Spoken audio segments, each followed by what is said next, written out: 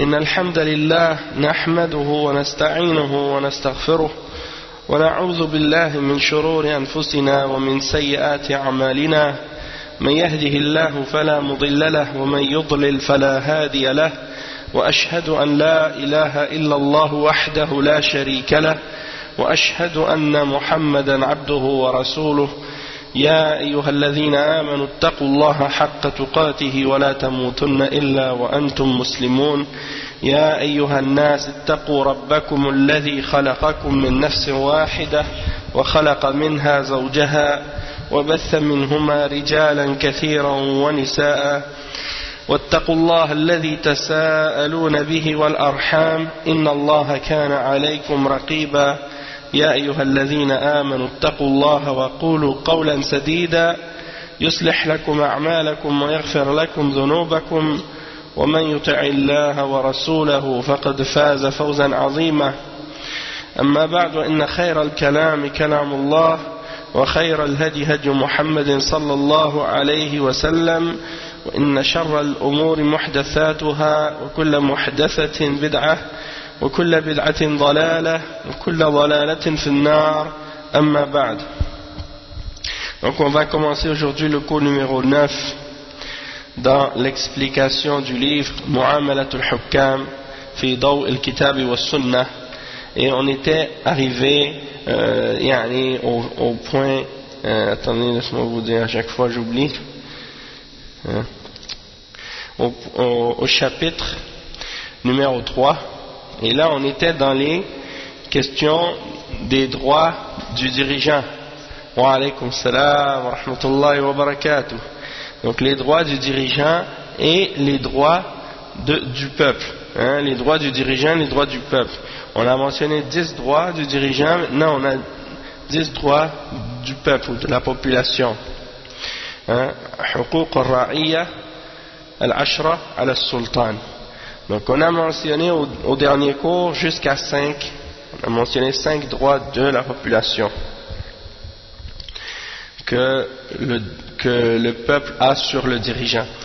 On est rendu au droit numéro 6, al-haqq al-sadis, iqamat al-hudud al-shar'iyya ala al-shurut al-mar'iyya siyanatan li maharim Allah عن التجرؤ عليها ولحقوق العباد عن التخطي إليها ويسوي في الحدود بين القوي والضعيف والوضيع والشريف. قال رسول الله صلى الله عليه وسلم إنما أهلك من كان قبلكم أنهم كانوا يقيمون الحدود على الوضيع ويتركون الشريف ويم الله لو أن فاطمة بنت محمد سرقت لقطع محمد يدها. Donc ça c'est le 6e droit, c'est-à-dire l'application des peines légales dans la charia selon les conditions, et donc ça c'est une des responsabilités et des devoirs du dirigeant musulman. Contrairement à ce que pensent ou ce que font les Khawarij, ils pensent que n'importe qui peut établir les peines et n'importe comment, ou bien que même si quelqu'un n'est pas le dirigeant de l'État ou du pays, il peut se permettre, du moment qu'il est chef d'une jama'a ou chef d'un groupe, d'appliquer des peines ou de punir ceux qui commettent des crimes dans la population. Et ça, il n'y a pas de doute que c'est une source de désordre et de chaos sur la terre. Parce qu'ils pensent qu'ils ont le droit de couper la main des voleurs, de lapider ceux qui font l'adultère, ou bien de tuer les apostats ou des choses de ce genre. Et ça, c'est clair que lorsque chaque groupe prétend se donner ce droit-là ou veut se donner ce droit-là, eh bien ça fait que ça fait toutes sortes de désordre et de corruption dans la société. Et il y a une époque où dans certains pays c'est ça ce qui s'était passé, et Allah musta'an, beaucoup de désordre, et c'est ça ce qui se passe dans certains pays maintenant. Wa alaykum salam wa rahmatullahi wa barakatuh. C'est ça ce qui se passe avec Daesh, c'est ça ce qui s'est passé avec Al-Qaïda, c'est ça qui s'est passé avec beaucoup d'autres groupes. Et ça, c'est bien entendu quelque chose qui est une source de beaucoup de désordre. Surtout que maintenant, avec le groupe de Daesh, les Khawarij de Daesh, ils filment ça, ils font des montages vidéo, puis ils distribuent ça maintenant sur Internet. Et donc, en plus de ça, donc ils font faire paraître les musulmans comme ils donnent une mauvaise image aux musulmans à cause de ça, comme si l'islam c'était de faire des actes de sauvagerie comme ça, comme l'exemple du pilote qu'ils ont brûlé là.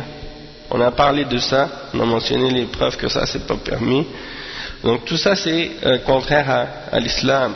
Dans l'islam c'est le dirigeant et c'est responsables qui établissent les peines dans l'islam, dans les pays musulmans. Et les peines islamiques sont appliquées après que la personne qui est accusée ou qui est accusée d'un crime soit jugée devant le juge et qu'on ait établi avec les preuves que la personne est coupable. Une fois que ça a été établi, c'est là qu'on va décréter le jugement que la personne mérite cette punition-là. C'est pas des gens qui se mettent ensemble dans la rue puis qui décident, ça y est, on va appliquer les peines sur un tel ou un tel. Et les chrétiens souvent ils ont oublié cette partie de leur religion, et les juifs aussi, parce que dans les livres des juifs et des chrétiens il y a plein d'exemples de peines et de punitions qui ont été prescrites dans l'Ancien Testament, dans la Torah, et on retrouve des exemples de ça, même que j'ai écrit un texte là sur mon site, il est disponible, qui s'appelle les versets oubliés par les juifs et les chrétiens, et qui mentionne donc toutes sortes d'exemples de peines islamiques. En fait c'est des peines qui existent dans leurs livres mais qui sont présentes également dans l'islam. Il y en a les versets oubliés. Donc si tu vas sur le site là tu vas le trouver. C'est comme si les juifs et les chrétiens ils ont délaissé ces versets là. Pour les chrétiens je comprends, parce que c'est des gens qui ont déformé déjà beaucoup de choses dans la religion, et les juifs aussi, mais sauf que les juifs ils prétendent s'accrocher plus à la Torah. Donc on aurait pensé que les juifs allaient s'attacher plus fortement à certaines règles. Pourtant même eux ils les ont déformées aussi, et ils ont interprété les choses d'une autre façon. Donc on pourrait penser que c'est à cause du fait qu'ils n'ont pas vraiment eu un état, excepté à l'époque de Sulayman et Daoud, et à certaines époques comme ça, mais sinon après ça ils ont toujours été éparpillés un peu partout. Donc ils n'avaient pas vraiment la possibilité d'établir les peines de la Torah et les règles de la Torah. Mais sinon les règles sont là clairement écrites dans l'Ancien Testament. Donc si quelqu'un veut les lire, il peut soit aller voir directement dedans pour vérifier, ou bien aller lire dans le texte que j'ai écrit sur mon site pour voir. Je suis en train de chercher là. Ah oui, j'ai juste écrit les versets oubliés, et puis je suis tombé direct dessus sur Google. Donc si tu écris les versets oubliés tu vas les trouver. Donc les peines pour le shirk, les peines pour les individus qui commettent le shirk, les peines pour les villes qui commettent le shirk, la destruction des idoles, la punition du blasphème, les peines corporelles, les lois du talion, couper la main, les peines pour les homosexuels, les peines pour les gens qui font la bestialité, pour l'inceste, pour l'adultère, l'interdiction du porc. En tout cas, toutes sortes d'exemples sont mentionnés là-dedans. Donc vous pouvez aller voir ça. Donc eux ils critiquent les musulmans là, ils disent ah vous les musulmans vous avez ça. Si tu regardes dans leur livre là il y a la même chose et pire encore. Allah musta'an. Donc le cheikh il dit on doit protéger les interdictions d'Allah, dans le sens protéger les gens pour qu'ils ne tombent pas dans les choses que Allah a interdites et pour pas qu'ils dépassent les limites d'Allah subhanahu wa ta'ala. Et à cause des droits aussi des serviteurs, pour pas que les gens se permettent de transgresser les droits des autres, comme par exemple pour pas permettre que quelqu'un vienne voler les biens des autres ou faire du tort aux autres, attaquer ou atteindre l'honneur des autres, pour établir également les peines de façon équivalente et égale entre le fort et le faible, entre la personne noble et la personne simple. Le messager d'Allah sallallahu alayhi wa sallam a dit: ceux qui ont vécu avant vous ont uniquement péri parce qu'ils établissaient les peines sur les pauvres ou sur les faibles, mais qu'ils laissaient les nobles. Quand c'était un noble qui vole ou qui fait un crime quelconque, on n'appliquait pas la peine sur lui, mais les faibles, on appliquait la peine sur lui. Donc le prophète sallallahu alayhi wa sallam, il a mis en garde contre ça, et il a dit c'est ça ce qui a fait périr les peuples qui ont vécu avant vous. Et il dit: je jure par Allah que si ma propre fille Fatima, la fille de Muhammad sallallahu alayhi wa sallam, elle avait volé, eh bien j'aurais coupé, Muhammad aurait coupé sa main. Moi-même j'aurais coupé sa main.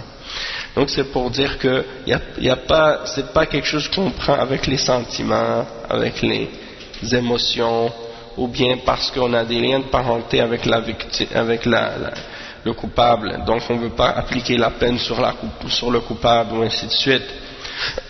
Ou bien parce que le coupable plutôt fait partie des nobles, des gens riches, des gens respectés dans la société. Donc si on applique la peine, ça va mal paraître. Et justement, il y a quelqu'un à l'époque du prophète sallallahu alayhi wa sallam qui avait volé. C'était une femme qui s'appelait Fatima, justement. Et elle était noble.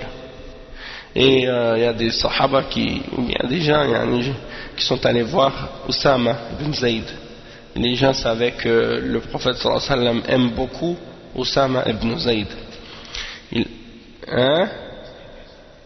Oussama ibn Zayd, c'est un sahabi, et c'est le fils de Zayd.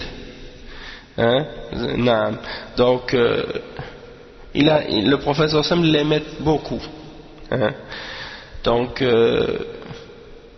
les gens sont allés le voir, puis ils ont dit: écoute, toi si tu vas aller parler avec le prophète sallallahu alayhi wa sallam, peut-être qu'il va t'écouter, va intercéder pour cette femme, parce qu'elle est noble, elle fait partie de Quraysh, et ainsi de suite. Alors le prophète sallallahu alayhi wa sallam s'est mis en colère.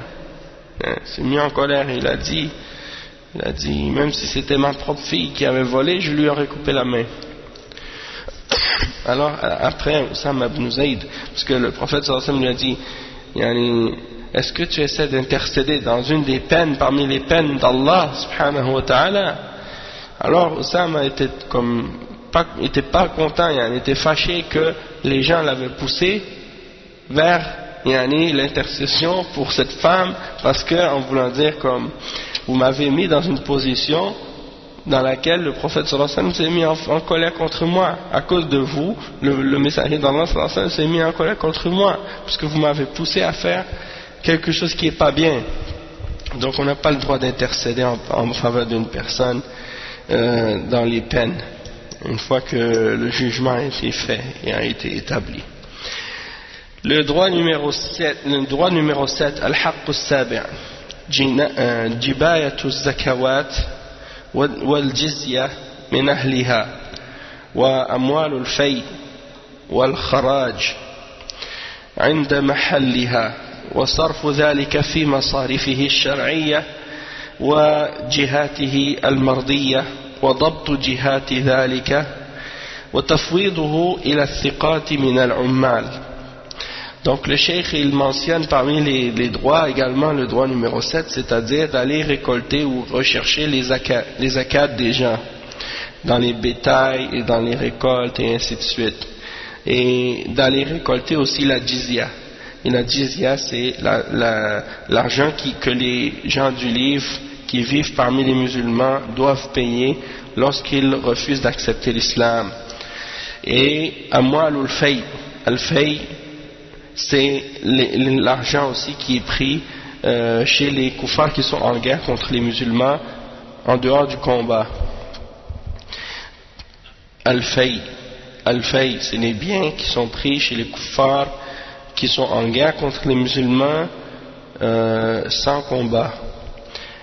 Lorsque un pays est en guerre contre les musulmans et que les musulmans dérobent des choses de leurs biens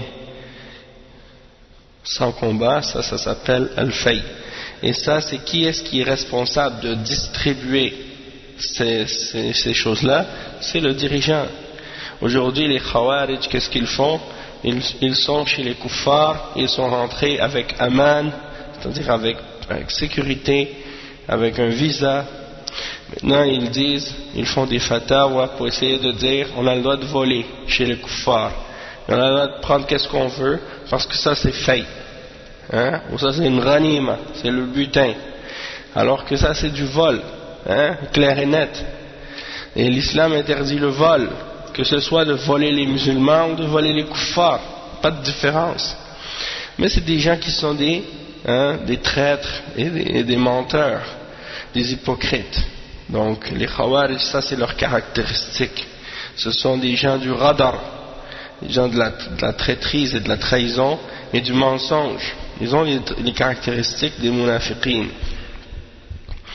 Et donc ils se permettent de voler et de prendre les biens des kuffars et ainsi de suite. Et puis après ils disent ça c'est al-fay. Déjà al-fay, c'est le dirigeant qui doit le prendre. Il doit être remis au dirigeant, c'est lui qui le redistribue. Eux non, ils le prennent, ils le mettent dans leur propre poche. Hein? Allah musta'an, c'est vraiment des criminels. Non, on ne donne pas la zakat à un imam d'une mosquée. On donne la zakat à ceux qui méritent la zakat, c'est-à-dire les pauvres. Oui, c'est ça. Donc qu'est-ce que tu fais? Tu vas voir les responsables, c'est-à-dire pas les responsables, mais tu vois les gens qui sont pauvres, qui ont besoin d'argent, puis tu leur donnes la zakat. Oui, c'est correct si tu connais pas quelqu'un, tu le donnes à quelqu'un d'autre qui peut le donner à ta place. Mais le mieux c'est de le donner toi-même. Oui. Et donc c'est ça. Les zakats surtout qui sont récoltés en général, c'est les zakats de bétail et les zakats des récoltes quand il y a des fermiers ou des gens qui ont des fermes, des choses comme ça, parce que c'est plus difficile, tu vois, aller récolter. Puis non, mais si c'est l'argent, quelqu'un il a un commerce ou il a de l'argent, il peut donner sa zakat lui-même, il n'y a pas de problème. Mais s'il la donne aux dirigeants, c'est correct aussi. Tu vois, c'est correct. Mais par contre, de les donner aux responsables des mosquées ou dans les mosquées, c'est pas quelque chose de recommandé en fait. Cheikh Al-Fawzan il a parlé de ça. Parce qu'il y a des gens qui pensent que tu peux utiliser la zakat pour payer des écoles, construire des écoles, construire des mosquées, payer l'électricité des mosquées, faire des trucs comme ça, alors qu'en réalité la zakat c'est pas fait pour ça. En fait, il y a 8 catégories de personnes qui méritent la zakat et parmi eux, les premiers c'est al-fuqara ou al-masakin. Donc ça commence par les pauvres et c'est pour les pauvres, pas pour payer construire des mosquées ou des choses de ce genre. Il y a des mashayikh qui ont parlé de ça. Ensuite, le cheikh il dit donc c'est ça, il faut veiller à ce que l'argent soit distribué et dépensé dans les choses légales par rapport aux choses qui ont été établies par la charia. Tu donnes la zakat et tu donnes le butin doit être donné à ceux pour qui ça a été désigné par la charia. Et les instances responsables de ça, eux ils sont responsables de le donner là où Allah subhanahu wa ta'ala a agréé que ce soit donné, et tout ça, le dirigeant, il est responsable. Il a une responsabilité par rapport à ça. Et également, il a la responsabilité de mettre en charge certains employés pour travailler dans ça. C'est-à-dire aller chercher la zakat et la ramener. Le droit numéro 8, النظر في أوقاف البر والقربات وصرفها فيما هي له من الجهات وعمارة القناطر وتسهيل سبل الخيرات. Donc un des droits du dirigeant aussi, c'est de s'occuper de qu'est-ce qu'on appelle al-awqaf, awqaf al-birr. Qu'est-ce que c'est awqaf al-birr? Awqaf al-birr wal-qurubat. Al-awqaf, c'est lorsque des gens veulent léguer des choses fi sabilillah, c'est-à-dire pour la cause d'Allah, pour la cause de l'islam, pour aider les pauvres, pour aider les choses de bienfaisance. Donc ils vont dire par exemple, ils vont dire bon, moi j'ai un commerce ou j'ai un immeuble ou bien j'ai une compagnie ou bien j'ai des arbres fruitiers ou bien j'ai n'importe quoi, des choses comme ça.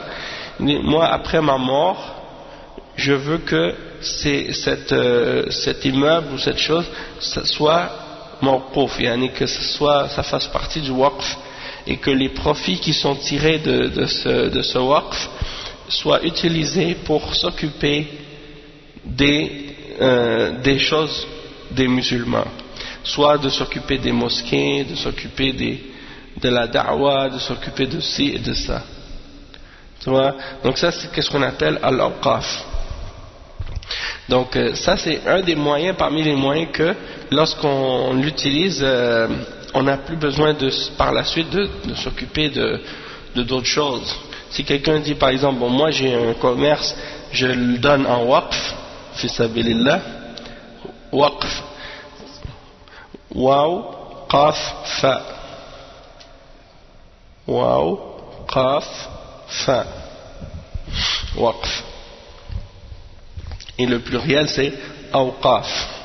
Donc il y a beaucoup, même si vous regardez par exemple à Mecca maintenant, ils ont bâti dernièrement un immense hôtel avec centre d'achat et tout. C'est très très très haut. Au-dessus de la tour il y a une horloge, en verre.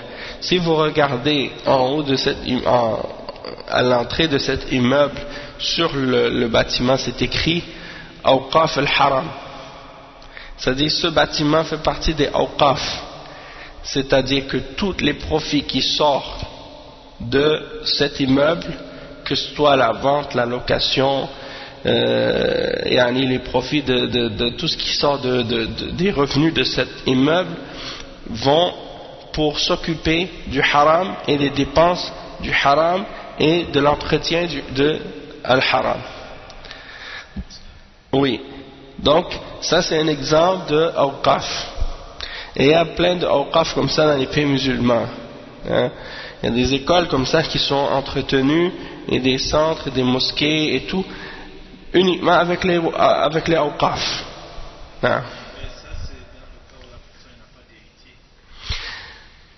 Non. C'est-à-dire, oui, c'est sûr que quelqu'un, par exemple, il peut pas donner plus que le tiers de son argent pour une wasiya, mais pour le waqf, Allahu a'lam. Wallahi, peut-être comme tu dis, si ça a rapport avec l'héritage, s'il a des héritiers, est-ce qu'il a le droit ou non, Allahu a'lam. Si la personne n'a pas d'héritier ou des choses comme ça. Ouais, non, c'est possible. Mais bon, de toute façon, c'est juste pour dire que ça fait partie de la responsabilité du dirigeant, puis de voir où est-ce qu'il doit la mettre, où est-ce qu'il doit dépenser l'argent du waqf, dans quel projet, dans quelle chose. Aussi, il a une responsabilité de construire des ponts. de construire des ponts à des endroits où la traversée est difficile, et aussi de faciliter la circulation par les routes et les chemins. Tout ça, ça fait partie des responsabilités du dirigeant.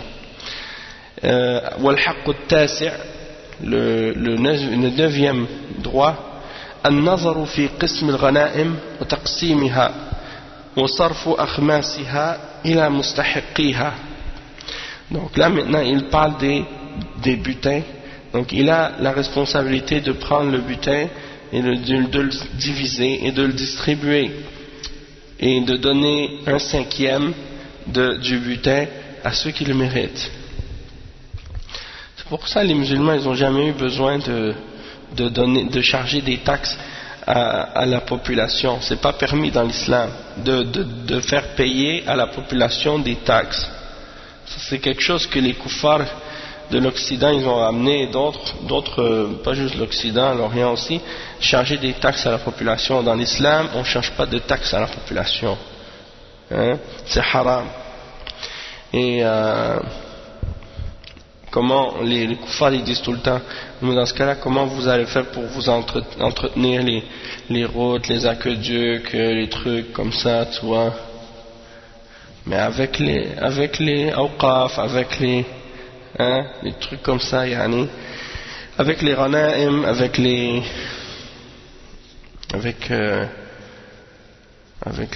toutes les autres revenus, hein. Pas besoin de prendre l'argent injustement de la population. Et le point, oui.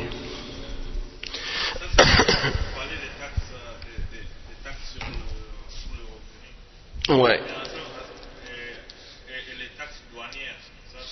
La même chose. Mais oui, Al-Mukous ça s'appelle. Les taxes douanières c'est pas permis non plus. Oui c'est ça. Mais c'est pas permis de charger, de faire payer à la population des taxes. Et il y a des paroles des ulama sur ça. Donc Al-Haqq al-Ashir, c'est le dernier, Inch'Allah on va terminer avec celui-là. Al-Adlu fi sultanihi wa suluku mawaridihi fi jami'i sha'nihi. قال تعالى إن الله يأمر بالعدل والإحسان وقال تعالى وإذا قلتم فاعدلوا. وفي كلام الحكمة عدل الملك حياة الرعية وروح المملكة فما بقاء جسد لا روح فيه. Donc il dit que le 10e droit de la population c'est que le dirigeant soit juste et donc il doit faire preuve de justice dans toutes ses affaires. Allah subhanahu wa ta'ala dit dans le Coran, Allah certes ordonne la justice et la bienfaisance. Et il dit, et lorsque vous parlez ou lorsque vous dites quelque chose, alors soyez juste. Et dans la parole dans le proverbe, on dit la justice du roi est la vie du peuple et l'âme du royaume. Et comment le corps pourrait vivre sans âme. فيجب على من حكمه الله تعالى في عباده وملكه شيئا من بلاده أن يجعل العدل أصل اعتماده وقاعدة استناده لما فيه من مصالح العباد وعمارة البلاد لأن نعم الله يجب شكرها وأن يكون الشكر على قدرها ونعمة الله على السلطان فوق كل نعمة فيجب أن يكون شكره أعظم من كل شكر وأفضل ما يشكر به السلطان لله تعالى إقامة العدل فيما حكمه فيه وقد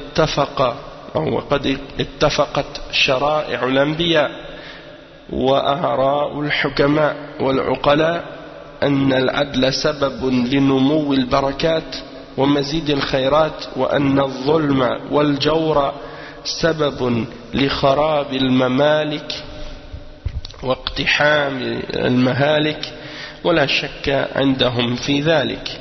انتهى كلامه. Donc le cheikh il dit que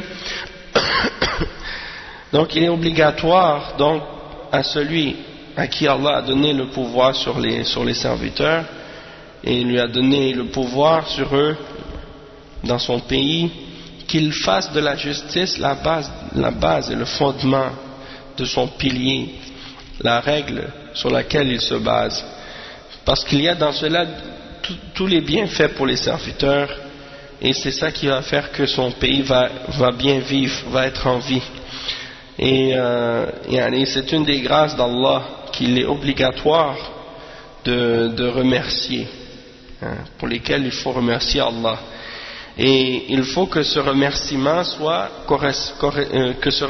corresponde à cette grâce-là. Et donc, la plus grande grâce, c'est la grâce du dirigeant, et elle est au-dessus de toute autre grâce. Et donc, il est obligatoire que le remerciement et la reconnaissance envers cette grâce-là soit de la plus grande forme de reconnaissance. Et la plus grande forme de reconnaissance possible, pour le dirigeant, c'est d'établir la justice. C'est d'établir la justice dans ceux sur qui Allah lui a donné le pouvoir. Et tous les prophètes, dans les révélations qui leur ont été révélées, et dans les opinions des hommes sages et raisonnables, ils ont tous été d'accord sur le fait que une des causes pour l'augmentation des bénédictions et l'augmentation dans le bien, c'est la justice. C'est la justice qui est une cause là-dedans. Tandis que l'injustice et la tyrannie, c'est une des causes pour la destruction des royaumes et que les gens tombent dans la perdition par la suite à cause de ça. Et il n'y a pas de doute à leur sujet sur ça. Quelle partie? Une des causes pour la perdition, la destruction des royaumes. Tu vois, donc l'injustice, c'est une cause de la destruction. C'est ça que ça veut dire. Et la justice, c'est une des causes de l'augmentation des bénédictions et que les gens sont dans plus de bien, des bonnes choses. Al-khayrat. Donc quand tu regardes ça, tu vois, parce que souvent les gens, quand on leur dit il faut écouter et obéir le dirigeant, même s'il est injuste, ils pensent que ça veut dire que nous on défend l'injustice. Parce que quand ils voient par exemple qu'il y a un dirigeant injuste, nous on dit aux musulmans écoutez, obéissez, même si le dirigeant est injuste, même s'il frappe votre dos, même s'il vole vos biens, ils pensent que eux ça veut dire que dans ce cas-là nous on aime l'injustice et on est d'accord avec l'injustice. Non, c'est pas ça ce que ça veut dire. Mais ça veut dire que s'il y a un dirigeant injuste, faites preuve de patience, écoutez et obéissez, pour qu'il n'y ait pas justement du désordre, et du chaos et de la corruption, plus encore. Parce que déjà s'il est injuste le dirigeant, que vous rajoutez là-dessus, là ça va être pire encore. Mais sinon nous les musulmans salafis, alhamdulillah, on aime la justice, et on défend la justice, et on déteste l'injustice. Puisque Allah subhanahu wa ta'ala, il nous a interdit l'injustice. Il a dit Ya ibadi inni harramtu az-zulma ala nafsi wa ja'altuhu baynakum muharrama fala tadhalamu. Ô mes serviteurs, je me suis interdit à moi-même l'injustice et je l'ai rendue interdite entre vous. Alors ne faites pas d'injustice entre vous les uns les autres. Et Allah le prophète sallallahu alayhi wa sallam a dit az-zulm, ça c'est un verset, ça c'est pas un verset, c'est un hadith. Naam. Et dans un autre hadith, le prophète sallallahu alayhi wa sallam il dit al-zulm zulumatun yawm al-qiyamah, c'est-à-dire l'injustice c'est des ténèbres au jour de la résurrection. Donc personne aime l'injustice, mais il faut savoir une chose, c'est que des fois s'il y a de l'injustice, la meilleure façon de la repousser, cette injustice là, c'est en obéissant à Allah et en faisant des repentances et demandant pardon pour nos péchés, et non pas en désobéissant à Allah et à son messager et en faisant plus de désordre. Donc souvent l'injustice du dirigeant, c'est une punition pour les péchés des serviteurs à cause de leur transgression. الفصل الرابع في وجوب السمع والطاعة في غير معصية. Donc le quatrième chapitre dans ce livre s'intitule l'obligation d'écouter et d'obéir aux dirigeants dans autre que la désobéissance. Donc le cheikh il dit السمع والطاعة لولاة الأمر من المسلمين في غير معصية مجمع على وجوبه عند أهل السنة والجماعة وهو أصل من أصولهم التي باينوا بها أهل البدع والأهواء. Donc il dit que l'écoute et l'obéissance des dirigeants musulmans dans autre chose que le péché, c'est-à-dire quand ce n'est pas un péché qui nous ordonne, c'est quelque chose sur lequel tous les musulmans de Ahl Sunnah wal Jama'a sont d'accord, sont tous réunis sur cette obligation-là. Et ça fait même partie des fondements, parmi les fondements de Ahl Sunnah wal Jama'a,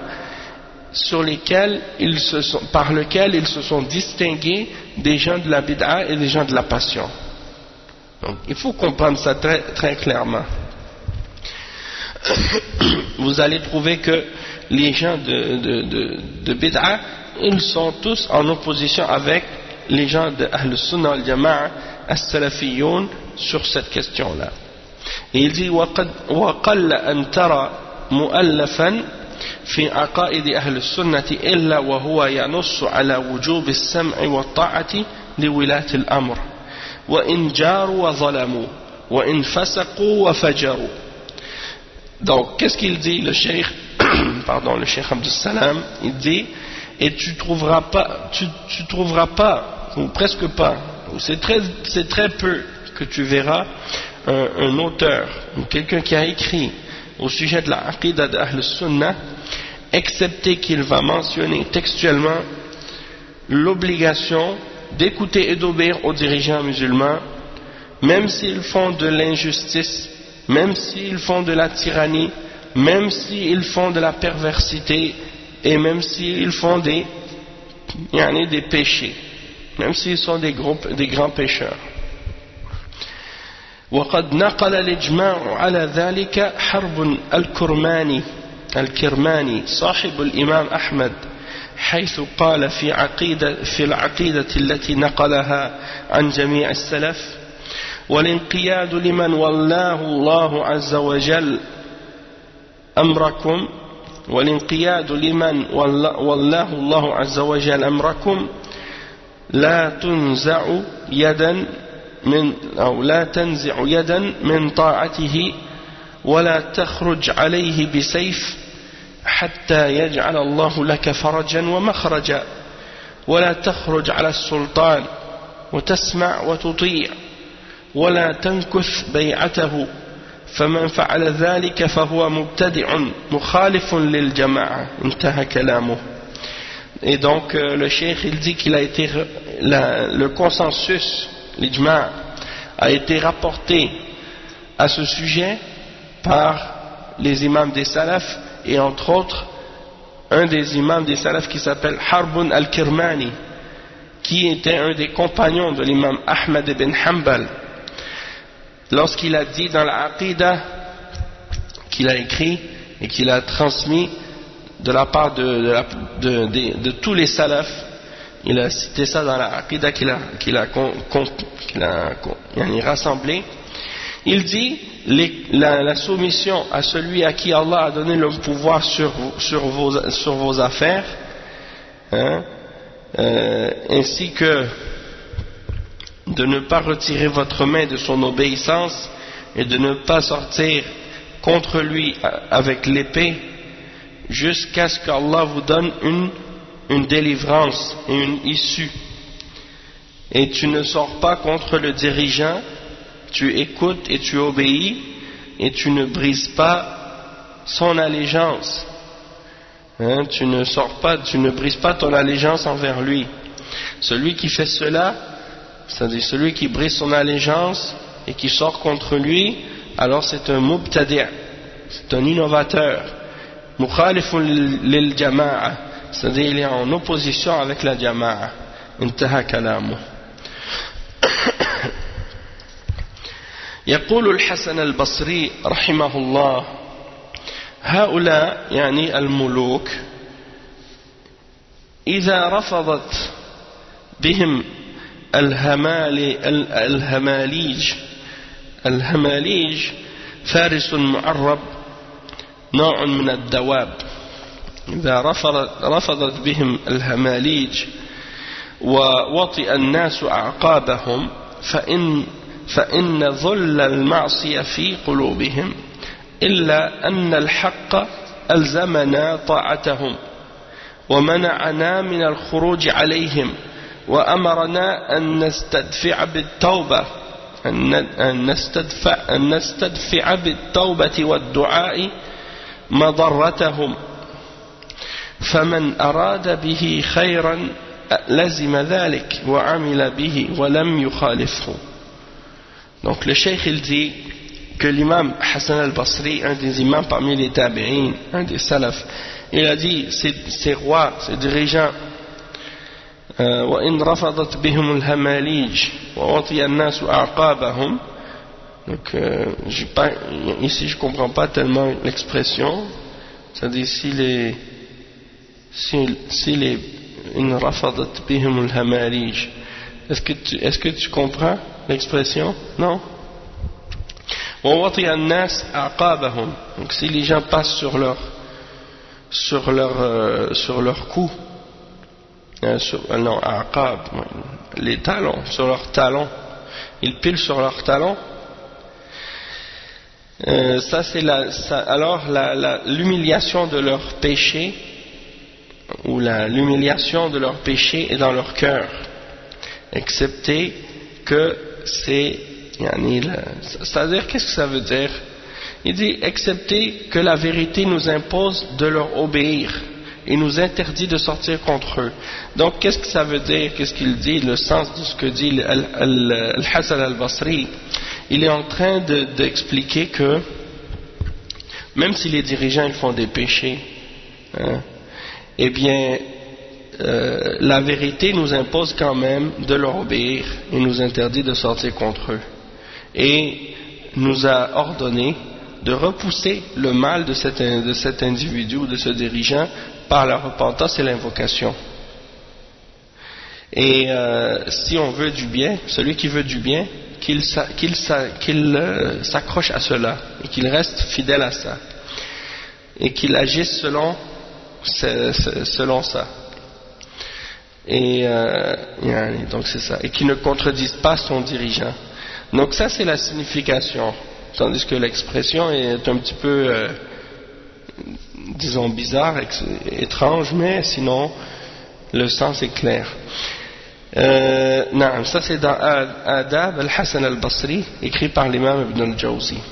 Il dit وقد بين العلامة صدر الدين السلمي في رسالته طاعة السلطان الحكمة من تأكيد الشارع على وجود السمع والطاعة للأئمة في غير معصية وتحذيره الشديد من مخالفة أمرهم كذلك، فقال رحمه الله تعالى: الحكمة من تأكيد الشارع على وجوب السمع والطاعة للأئمة في غير معصية وتحذيره الشديد من مخالفة أمرهم كذلك، فقال رحمه الله: وقد روينا في الأحاديث الصحاح التي بلغت حد التواتر أو كادت أن تبلغه أمر النبي صلى الله عليه وسلم بالسمع والطاعة لولي الأمر ومناصحته ومحبته والدعاء له، ما لو ذكرناه لطال الكلام، لكن اعلم إرشدك الله وإياي إلى الاتباع، ولكن اعلم أرشدك الله وإياي إلى الاتباع وجنبنا الزيغ والابتداع، أن من القواعد الشرعية أو من قواعد الشريعة المطهرة والملة الحنيفة المحررة أن طاعة الأئمة فرض على كل الرعية وأن طاعة السلطان مقرونة بطاعة الرحمن وأن طاعة السلطان تؤلف شمل الدين وتنظم أمر المسلمين. On va commencer par traduire ça. C'est une longue citation ici. Il dit que un des ulama qui s'appelle Sadruddin As-Sulami, il dit dans son livre qu'il a écrit qui s'intitule Ta'at al-Sultan, c'est-à-dire l'obéissance aux dirigeants, il dit la sagesse dans ce que il explique que la sagesse dans ce que Allah subhanahu wa ta'ala a confirmé dans l'obligation d'écouter et d'obéir les dirigeants en dehors de ce qui est péché, et le fait qu'il a averti de façon sévère contre la contradiction de l'ordre des dirigeants en disant, donc ça c'est la parole de Sadruddin al-Allama Sadruddin al-Sulami, il a dit, il a été rapporté dans des hadiths authentiques qui ont atteint le degré de tawatur. C'est quoi le degré de tawatur? C'est-à-dire il y a tellement de monde qui l'ont rapporté que c'est pas possible qu'ils se soient mis d'accord pour mentir sur cette parole-là. Il y a trop de monde qui l'ont rapporté. Donc c'est ça, had tawatur.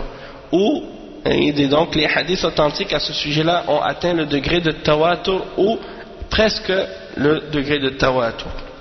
Et il y a dans ces hadiths-là l'ordre du prophète sallallahu alayhi wa sallam d'écouter et d'obéir aux dirigeants et de lui donner le bon conseil et de l'aimer et d'invoquer Allah pour lui. Et il dit, si on devait mentionner tout ce qui a été rapporté comme hadith à ce sujet, on serait là longtemps, la parole serait longue. Mais sache que Allah te fasse que Allah t'oriente ainsi que moi-même vers le suivi de la sunna et t'écarte de la déviation et de l'innovation.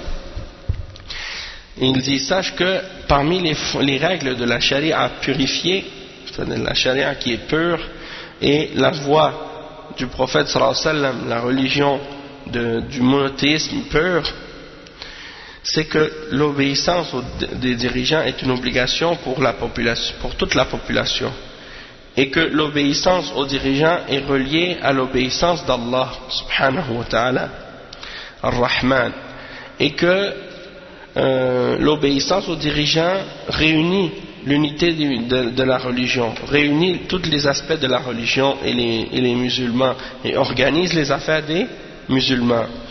وأن عصيان السلطان يهدم أركان الملة وأن أرفع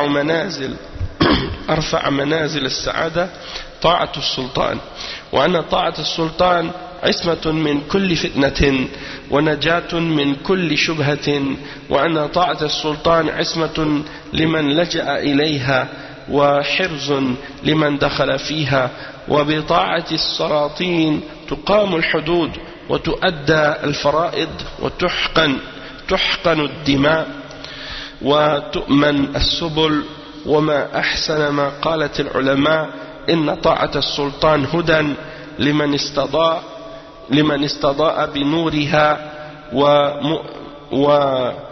وموئل لمن حافظ عليها. Donc le cheikh il dit que la désobéissance aux dirigeants par contre c'est le contraire, ça détruit les piliers de la religion, et le plus haut degré du bonheur c'est dans l'obéissance du dirigeant, et dans l'obéissance du dirigeant il y a également une protection contre toutes les fitnas et un salut contre toutes les ambiguïtés, et dans l'obéissance aux dirigeants il y a la protection pour celui qui se refuge vers elle, et il y a une protection pour celui qui rentre dans celle-ci. Et dans l'obéissance aux dirigeants, c'est ainsi qu'on peut établir les peines et qu'on peut remplir les obligations et protéger le sang des gens et sécuriser les chemins et les sentiers. Et comme elle est belle la parole des ulama lorsqu'ils disent que l'obéissance aux dirigeants, il y a dans ça une guidance pour celui qui s'illumine par sa lumière, et un refuge pour celui qui la préserve. Et il dit وَإِنَّ الْخَارِجِ مِنْ طَاعَةِ السُّلْطَانِ مُنْقَطِعُ الْعِصْمَةِ وبريء من الذمة وأن طاعة السلطان حبل الله المتين ودينه القويم وجنته الواقية وأن الخروج منها خروج من أنس الطاعة إلى وحشة المعصية ومن أسر غش السلطان ذل وزل ومن أخلص له المحبة والنصح حل من الدين والدنيا في أرفع محل. Subhanallah. Donc le cheikh il dit que celui qui sort contre l'obéissance du dirigeant, il est coupé de la protection et c'est comme s'il s'était désavoué de son engagement, il s'est désavoué de l'engagement qu'il a pris. Et il dit que dans l'obéissance du dirigeant, il dit l'obéissance du dirigeant c'est le câble d'Allah, le câble solide d'Allah subhanahu wa ta'ala, et c'est sa religion droite et son bouclier qui le protège, et que le fait de sortir de cette protection et de sortir de cette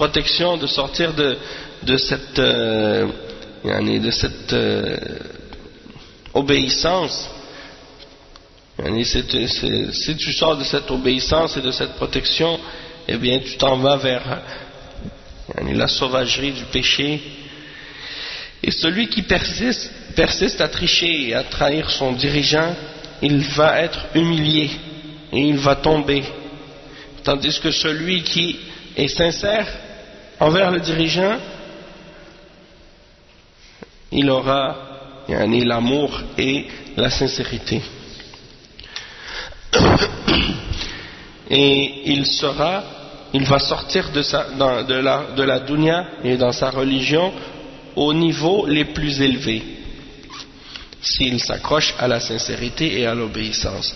Il dit وَقَدْ رُوِينَا فِي الْأَحَادِيثِ الصِّحَاحِ أمر النبي صلى الله عليه وسلم بالسمع والطاعة لولي الأمر ومناصحته ومحبته والدعاء له ما لو ذكرناه لكان بما حله الناظر وسأمه الخاطر كما تقدم فاقتصرنا على ما أوردناه واكتفينا بما بيناه.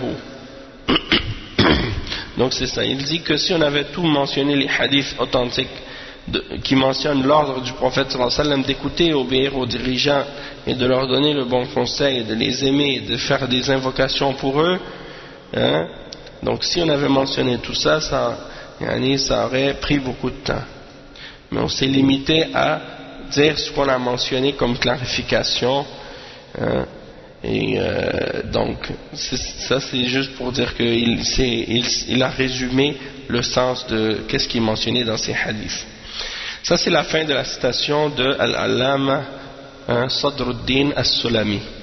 Il dit وَكُلُّ مَا ذَكَرَهُ رَحِمَهُ اللَّهُ تَعَالَى حَقٌّ ما دام السلطان لم يأمر بمعصية الله تعالى فإن أمر بمعصية الله تعالى فقد حرمت طاعته في المعصية وفي ذلك مصالح الدين والدنيا لأن ذلك تقديم لطاعة الله الملك الديان وعصيان لأولياء الشيطان إن كيد الشيطان كان ضعيفا.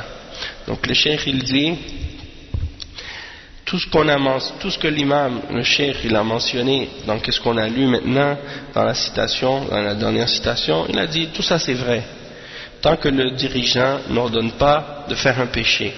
Et s'il ordonne de faire un péché, bien dans ce cas-là on n'a pas le droit de l'obéir dans ce péché-là, et tout ça c'est dans l'intérêt de notre bien dans la dunya et dans la religion. Et il dit parce qu'il y a dans le fait d'agir ainsi une obéissance à Allah, Al-Malik Ad-Dayyan, le roi et celui qui juge et qui demande les comptes, et une désobéissance aux alliés du shaitan. Et certes, la ruse du shaitan est faible. والإجماع الذي انعقد عند أهل السنة والجماعة على وجوب السمع والطاعة لهم مبني على النصوص الشرعية الواضحة التي تواترت بذلك، ونحن نذكر طرفا منها يحصل به المقصود ويتضح به الحق إن شاء الله تعالى.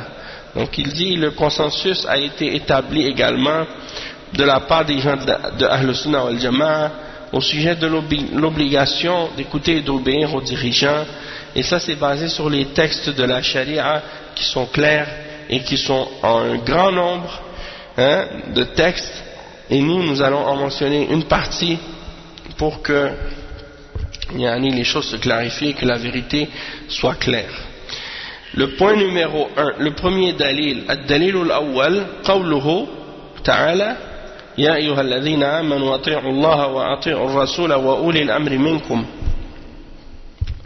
فإن تنازعتم في شيء فردوه إلى الله والرسول إن كنتم تؤمنون بالله واليوم الآخر ذلك خير وأحسن تأويلا.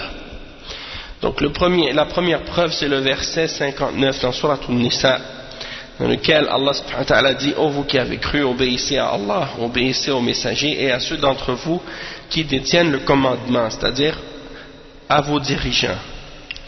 Obéissez à Allah, obéissez aux messagers et obéissez et à vos dirigeants. Obéissez à Allah, obéissez aux messagers et aux dirigeants parmi vous. Et si vous divergez en quoi que ce soit, alors ramenez-le à Allah et aux messagers. Si vous croyez réellement en Allah et au jour dernier, ce sera pour vous ce sera pour vous quelque chose de meilleur et d'une meilleure conclusion. Donc il dit: قال ابن عطية في تفسير هذه الآية لما تقدم إلى الولاة في الآية المتقدمة يشير إلى قوله إن الله يأمركم أن تؤدوا الأمانات إلى أهلها وإذا حكمتم بين الناس أن تحكموا بالعدل إن الله نعم ما يعظكم به إن الله كان سميعا بصيرا. تقدم في هذه إلى الرعية فأمر بطاعته عز وجل وهي امتثال أوامره ونواهيه وطاعة رسوله وطاعة الأمراء على قول الجمهور أبي هريرة وابن عباس وابن زيد وغيرهم. انتهى كلامه. Donc il mentionne le tafsir de ce verset, et il mentionne les paroles de Ibn Atiyah qui dit, lorsqu'il a mentionné préalablement les dirigeants dans le verset qui vient avant, il a indiqué dans la parole d'Allah subhanahu wa ta'ala, lorsque Allah a dit, ce qui signifie Allah certes vous ordonne de remettre les dépôts à ceux à qui ils appartiennent, et lorsque vous jugez entre les hommes, de juger en toute justice, et Allah subhanahu wa ta'ala vous exhorte à une grande chose, à une bonne chose, et Allah subhanahu wa ta'ala est certes audient et voyant. Et il a mentionné par la suite, il a mentionné ceci à propos de la population, et il a ordonné ceci, il a ordonné son obéissant, de lui obéir et de mettre en application ses ordres et ses interdictions, et d'obéir à son messager et d'obéir aux dirigeants, selon la position de la majorité des savants. Et ça c'est Abu Huraira, Ibn Abbas, Ibn Zayd et d'autres également. Donc l'obligation pour la population d'obéir à Allah et de mettre en application ses ordres et de s'écarter de ses interdictions, et d'obéir aux messagers et d'obéir aux dirigeants. Et donc ça c'est la position de la majorité des ulama. Il dit: وقول النووي رحمه الله تعالى المراد بأولي الأمر من أوجب الله طاعته من الولاة والأمراء، وهذا قول الجماهير السلف والخلف من المفسرين والفقهاء وغيرهم. وقيل هم العلماء وقيل هم الأمراء والعلماء انتهى كلامه. Donc ici l'imam al-Nawawi il dit qui on veut dire par ulil amr.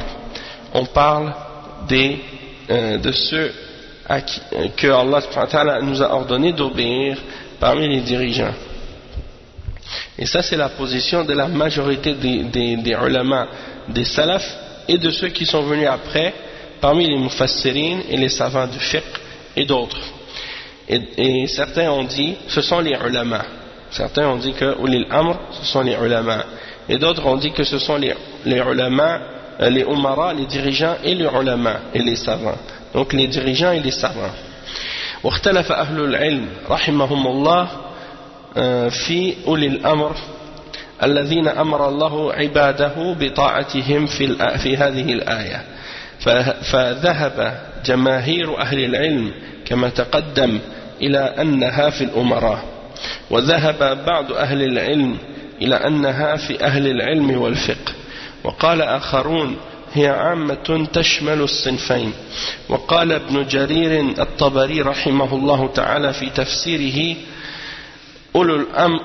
وأولى الأقوال في ذلك بالصواب قول من قال هم الأمراء والولاة لصحة الأخبار عن رسول الله صلى الله عليه وسلم بالأمر بطاعة الأئمة والولاة فيما كان طاعة وللمسلمين مصلحة، إلى أن قال فإذا كان معلوما أنه لا طاعة واجبة لأحد غير الله أو رسوله لأحد غير الله أو رسوله أو إمام عادل، وكان الله قد أمر بقوله أطيعوا الله وأطيعوا الرسول وأولي الأمر منكم بطاعة ذي أمرنا، كان معلوما أن الذين أمر بطاعتهم تعالى ذكره من ذوي أمرنا هم الأئمة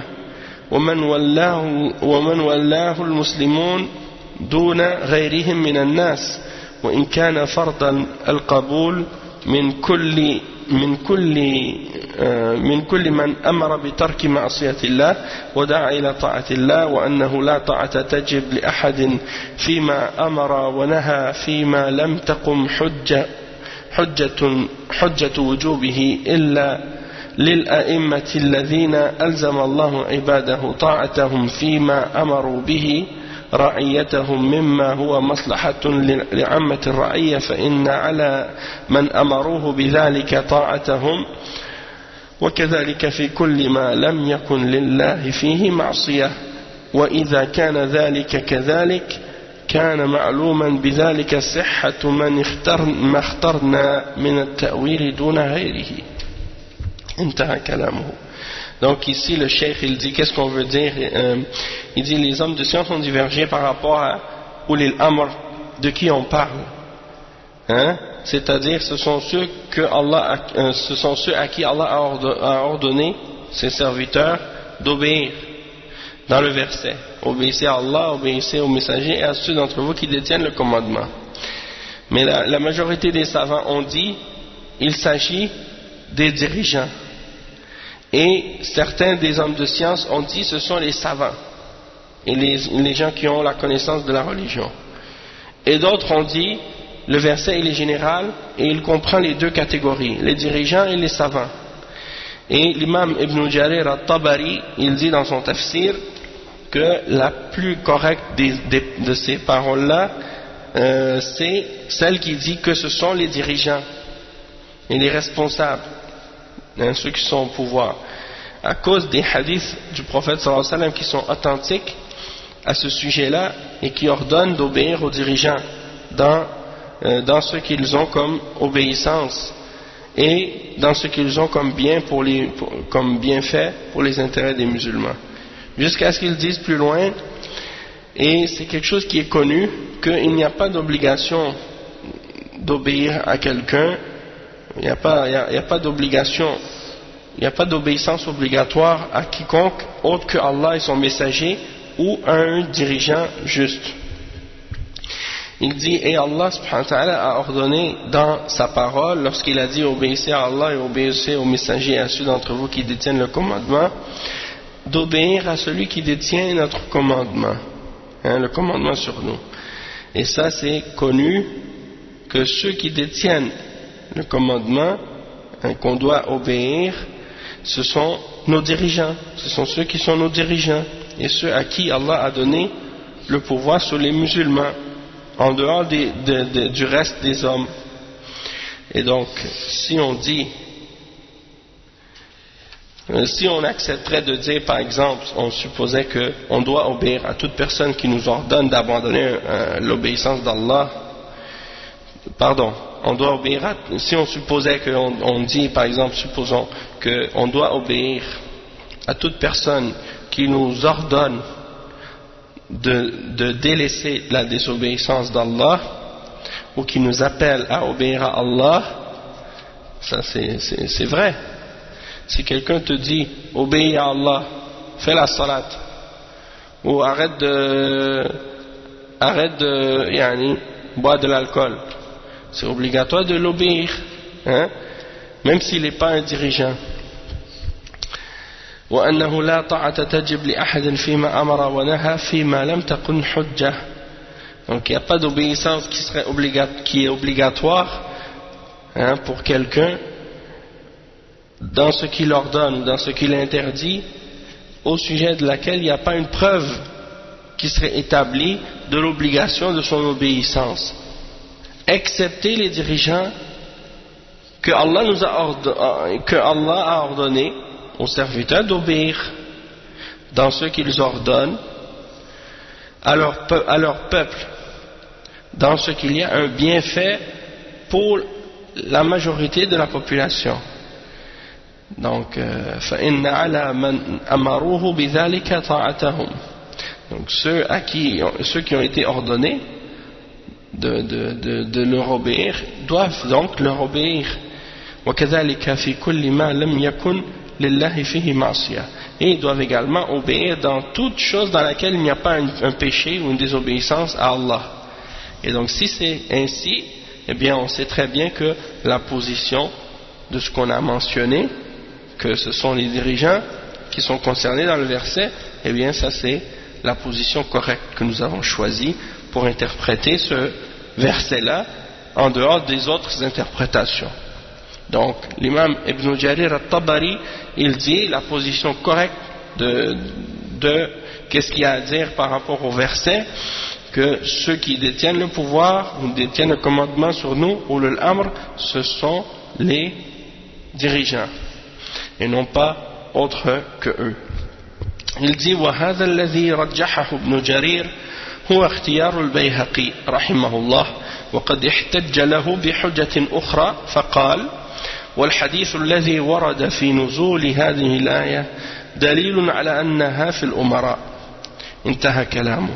Il dit que le hadith qui est rapporté dans les raisons de la révélation de ce verset-là, c'est une preuve que le verset en question concerne ou parle des dirigeants. Il dit وقد سبق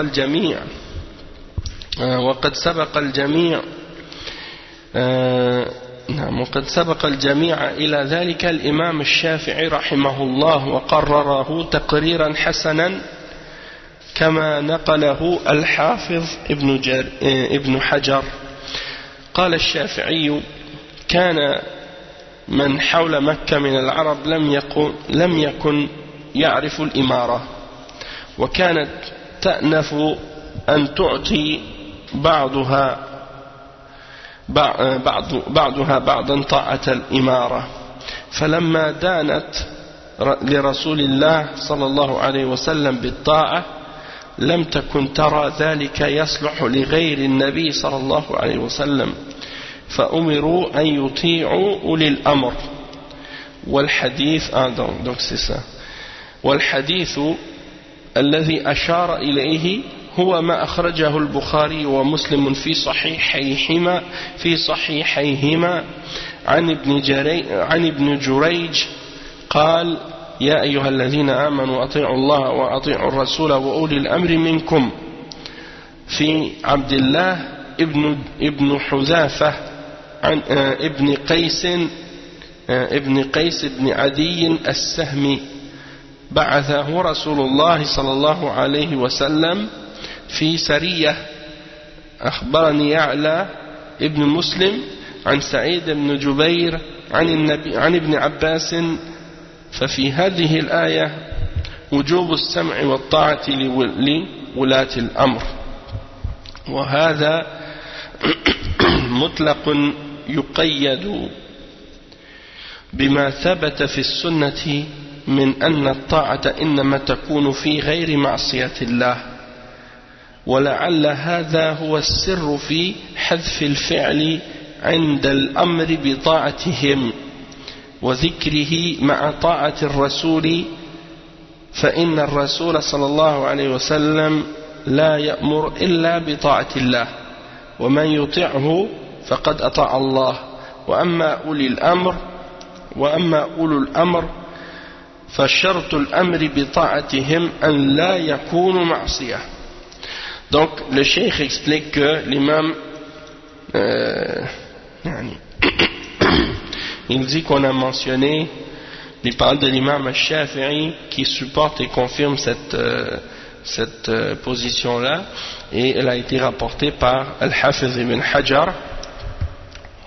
Il dit que l'imam al-Shafi'i a dit: ceux parmi les Arabes qui vivaient autour de la Mecque, ils ne connaissaient pas l'imara, c'est-à-dire ils ne connaissaient pas le fait de se soumettre à un amir.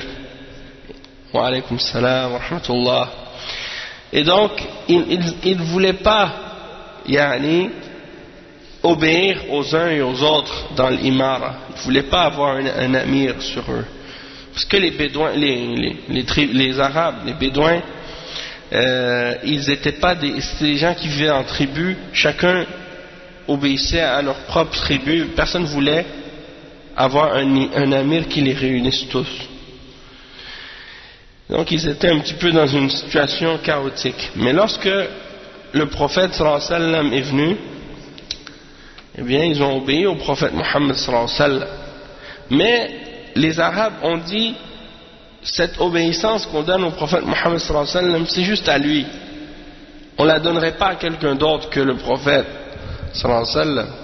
Alors Allah subhanahu wa ta'ala a fait descendre ce verset dans Surat An-Nisa pour leur dire à ces Arabes et à ces Bédouins: obéissez à ceux qui ont l'autorité, qui ont le commandement sur vous.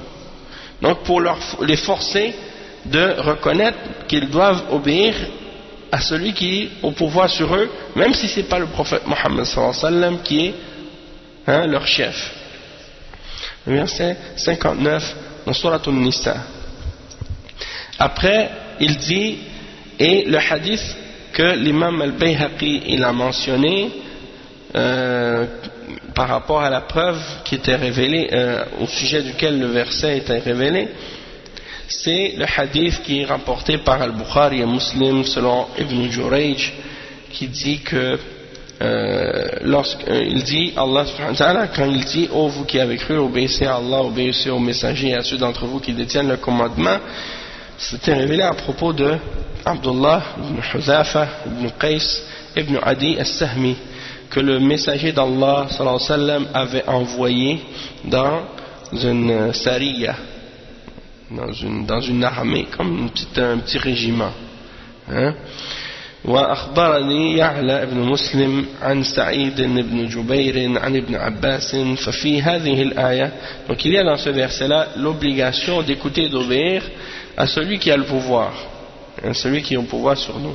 Et ça, c'est quelque chose qui est absolu et qui a été limité par ce qui a été rapporté dans la Sunna, du fait qu'on doit uniquement obéir à notre dirigeant dans ce qui n'est pas un péché envers Allah. Donc si ton dirigeant il te demande de désobéir à Allah, là il n'y a pas d'obéissance. Il dit وَلَعَلَّ هَذَا هُوَ السِّرْ فِي حَدْفِ الْفِعْلِ. Il dit c'est probablement ça le secret pourquoi on a enlevé le verbe impératif d'obéir devant les dirigeants dans le verset, parce que le verbe impératif obéissez, il est devant le nom d'Allah subhanahu wa ta'ala, Allah, et devant le messager, hein, et obéissez au messager, mais devant les dirigeants on n'a pas répété le verbe obéissez.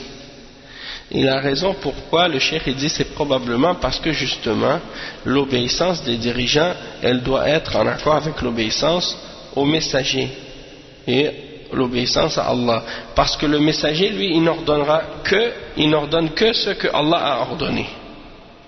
Quand le messager il ordonne quelque chose, c'est uniquement ce que Allah a ordonné, et d'obéir au messager c'est comme obéir à Allah.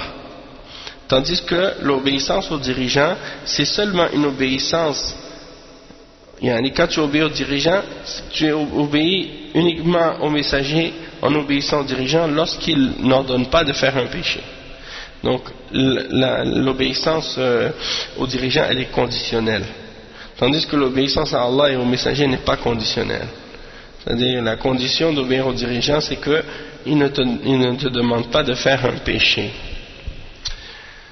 On va lire le deuxième dalil puis après on va s'arrêter Inch'Allah. الدليل الثاني أخرج البخاري في صحيحه كتاب الأحكام باب السمع والطاعة للإمام ما لم تكن معصية، ومسلم في صحيحه كتاب الإمارة عن عبد الله بن عمر عن النبي صلى الله عليه وسلم أنه قال على المرء المسلم السمع والطاعة فيما أحب وكره إلا أن يؤمر بمعصية، فإن أمر بمعصية فلا سمع ولا طاعة. وقوله فيما أحب وكره أي فيما وافق غرضه أو خالفه. وقال المبارك فوري في شرح الترمذي وفيه أن الإمام إذا أمر بمندوب أو مباح وجب.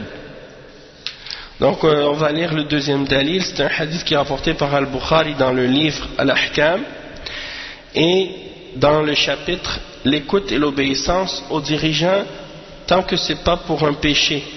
Et il est rapporté également par l'imam Muslim dans son Sahih dans le chapitre de Al-Imara, c'est-à-dire de la dirigeance, de la gouvernance. Et c'est rapporté selon Abdullah ibn Umar que le prophète sallallahu alayhi wa sallam a dit: le musulman doit écouter et obéir à son dirigeant dans ce qu'il aime et dans ce qui lui déplaît, excepté si on lui ordonne de faire un péché, parce que si il est ordonné de faire un péché, il n'y a pas d'écoute ni d'obéissance. Il n'y a pas d'écoute ni d'obéissance. Et lorsqu'il dit dans ce qu'il aime et dans ce qui lui déplaît, c'est-à-dire dans ce qui est en accord avec son intérêt ou qu'est-ce qui est contraire à son intérêt. Et il dit que l'imam al-Mubarak Fouri, il dit dans l'explication de Sunan al-Tirmidhi, il y a dans ça la preuve que lorsque le dirigeant ordonne de faire quelque chose qui est recommandé ou qui est quelque chose qui est permis, eh bien ça devient obligatoire. Le dirigeant, s'il nous ordonne de faire quelque chose qui est pas obligatoire, qui est recommandé ou qui est permis, c'est-à-dire c'est pas ni haram ni obligatoire, mais si lui il t'ordonne de le faire, ça devient obligatoire. Et il dit وقال المطهر على هذا الحديث يعني سمع كلام الحاكم وطاعته واجب على كل مسلم سواء أمره بما يوافق طبعه أو لم يوافقه بشرط أن لا يأمره بمعصية، فإن أمره بها فلا تجوز طاعته، لكن لا يجوز له محاربة الإمام. انتهى كلامه.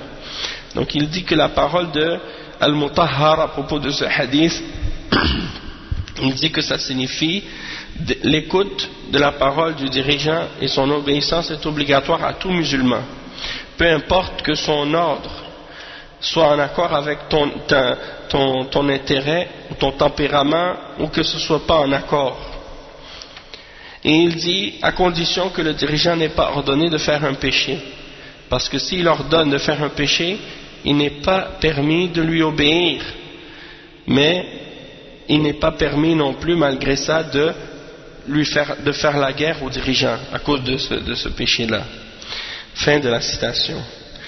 Et il dit وقوله فلا سمع ولا طاعة يعني فيما أمر به من المعصية فقط وإذا أمره أن يرابي أو يقتل مسلما بغير حق ونحو ذلك وجب أن يعصى أمره في ذلك فلا يمتثل وعليكم السلام ورحمة الله وبركاته. Donc le cheikh il dit, et dans la parole du prophète sallallahu alayhi wa sallam, lorsqu'il dit et s'il vous ordonne un péché alors il n'y a pas d'écoute ni d'obéissance, il dit cela signifie uniquement dans ce qu'il vous a ordonné comme péché. C'est-à-dire que si le dirigeant vous ordonne de faire un péché, il n'y a pas d'écoute et il n'y a pas d'obéissance, c'est pas il n'y a plus d'écoute et il n'y a plus de désobéissance, jamais. Mais c'est dans ce péché en particulier qu'il vous a ordonné de faire qu'il n'y a pas d'écoute et d'obéissance. Parce qu'il y en a des khawarij parfois, ils vont prendre le hadith dans le sens que si tu vois le dirigeant qui fait un péché, ça y est, tu l'obéis plus jamais. Et là tu te révoltes contre lui. Non, le hadith il ne veut pas dire ça. Il veut dire dans le péché qu'il t'a ordonné de faire, tu l'obéis pas. Et après tu continues à l'obéir dans le reste. Et donc s'il dit, le cheikh il donne même des exemples. Il dit si par exemple il t'ordonne de faire du riba, ou il t'ordonne de tuer un musulman injustement, le dirigeant il dit va le tuer lui, et lui c'est un musulman, il n'y a aucune raison de le tuer, dans ce cas là tu n'as pas le droit d'obéir au dirigeant qui t'a ordonné de le faire, hein? Tu ne dois pas l'obéir dans cet ordre là parce que c'est un péché. Ok, donc dans ce cas là il est obligatoire de désobéir à son ordre. Et il dit, c'est pour ça que le musulman il doit toujours faire preuve de son jugement et de sa conscience, même s'il est un soldat, ou même s'il est un policier, ou même s'il travaille pour le dirigeant, ou même peu importe qui il est, il doit toujours utiliser sa connaissance de l'islam et sa conscience pour déterminer qu'est-ce qui est halal, qu'est-ce qui est haram, qu'est-ce qui est permis, qu'est-ce qui est interdit. C'est pas qu'il est un robot, une fois qu'il obéit au dirigeant, tout ce que le dirigeant dit il va le faire obligatoirement sans réfléchir. Et il y a un hadith à ce sujet là à propos de lorsque des sahaba sont partis avec un régiment et il y avait un amir sur ce régiment là, et il leur a dit entrez dans le feu, et ils ont refusé de lui obéir. Ils ont dit on est rentré dans l'islam pour éviter de rentrer dans le feu. Donc comment est-ce qu'on va accepter de rentrer dans le feu?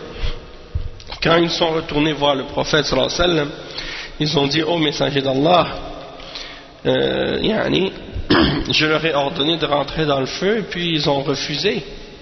Et le prophète sallallahu alayhi wa sallam il a dit ils ont eu raison de ne pas lui obéir, parce que c'est de ça qu'ils ont cherché le refuge. Ils sont rentrés dans l'islam pour éviter de rentrer dans le feu. Donc comment ils vont rentrer dans le feu? Donc c'est pour montrer qu'on ne doit pas obéir à un dirigeant ou à un chef ou à un patron ou à quelqu'un s'il nous en donne de désobéir à Allah subhanahu wa ta'ala. Et il dit فلا يفهم من ذلك أنه إذا أمر بمعصية فلا يسمع له مطلقا في كل أوامره بل يسمع له ويطاع مطلقا إلا في المعصية فلا سمع ولا طاعة. C'est ça. Il ne faut pas comprendre que s'il ordonne de faire un péché, il n'y a plus d'obéissance du tout. Non. C'est juste dans le péché là, dans ce péché là que tu ne dois pas obéir. Mais dans le reste, tu continues à obéir. Il dit وقال حرب في العقيدة التي نقلها عن جميع السلف وإن أمرك السلطان بأمر فيه لله معصية فليس لك أن تطيعه البتة وليس لك أن تخرج عليه ولا تمنعه حقه انتهى كلامه. Donc il dit dans la parole de l'imam Harb al-Kirmani qu'on a lu tout à l'heure, dans sa aqidah qu'il a rapporté de la part de tous les salafs, il dit que si ton dirigeant t'ordonne de désobéir à Allah, il t'ordonne quelque chose dans laquelle il y a une désobéissance à Allah, dans ce cas-là tu n'as pas le droit du tout de l'obéir. Tu n'as pas le droit du tout de l'obéir dans ce péché-là. Mais par contre, tu n'as pas le droit de te révolter contre lui, ni de lui refuser son droit. Ni de lui refuser son droit. Donc on va s'arrêter ici pour la deuxième preuve. On continuera la suite des preuves dans le cours suivant, Inch'Allah, la semaine prochaine. Subhanakallahumma wa bihamdik, ashhadu an la ilaha illa ant, astaghfiruka wa atubu ilayk. Allume le micro parce qu'il n'est pas allumé.